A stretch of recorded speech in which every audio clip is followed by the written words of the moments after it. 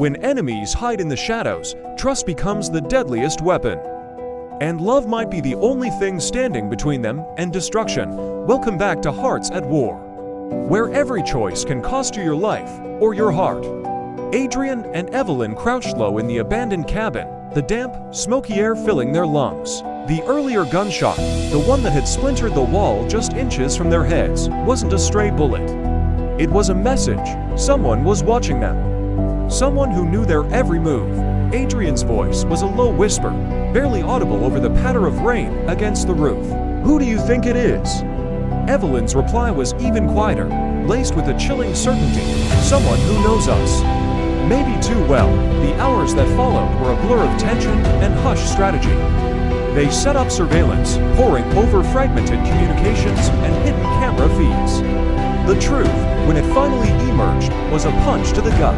Marcus, their trusted friend, the man who had fought beside them, the man they considered a brother, was the lead. He was secretly feeding intel to their enemies. Evelyn saw the betrayal flicker across the screen first, a clandestine meeting in a rain-soaked alley. She said nothing for a long moment, watching Adrian, knowing the explosive rage that simmered just beneath his calm exterior. When she finally spoke, her voice was steel. "He won't expect this." Adrian's jaw tightened, his knuckles white. He gave a single, sharp nod, or whatever it takes. He pays for this. The plan was Evelyn's creation, a delicate and dangerous web. First, they would plant false information, a carefully crafted breadcrumb trail leading to a dead end. Next, they would use that false trail to lure Marcus into a trap, a location of their choosing where they controlled the terrain. Finally, it would be the ultimate test of his loyalty, a direct confrontation where he would have to choose his side once and for all. Each step was a gamble. A single miscalculation, one wrong word, could expose their entire operation and bring the full weight of their enemies down upon them. Adrian listened intently, his eyes never leaving hers. When she finished, his voice was firm. "I'm with you." But before they could set the trap, before the storm broke, they found a quiet moment alone in the pre-dawn light. The weight of the coming confrontation hung heavy in the air between them. "I thought I couldn't trust anyone after everything that happened," Evelyn admitted, her voice soft, vulnerable. "You were my only certainty," Adrian replied, his gaze intense. His hand found hers, their fingers brushing for just a fleeting second. It wasn't a grand gesture, but it was enough. It was a silent promise, a reminder that in this world of lies and shadows, their connection was the one real thing, their strongest weapon. Night fell, cloaking the city in darkness. At a deserted warehouse on the industrial outskirts, Marcus arrived. He moved with the easy confidence of a man who believes he holds all the cards, completely unaware that the game had been rigged against him. From the shadows, Adrian stepped forward. The single word hung in the cavernous space. "Why, Marcus?" Marcus just sneered, his face a mask of contempt. "Some people aren't meant to win. You and your girl, you're too soft for this world." Evelyn's eyes flared with a cold fire. She stepped out beside Adrian, her voice cutting through the tension. "I'm not soft, and you're about to find out why." In an instant, chaos erupted. Adrian launched himself at Marcus's men, a whirlwind of controlled violence.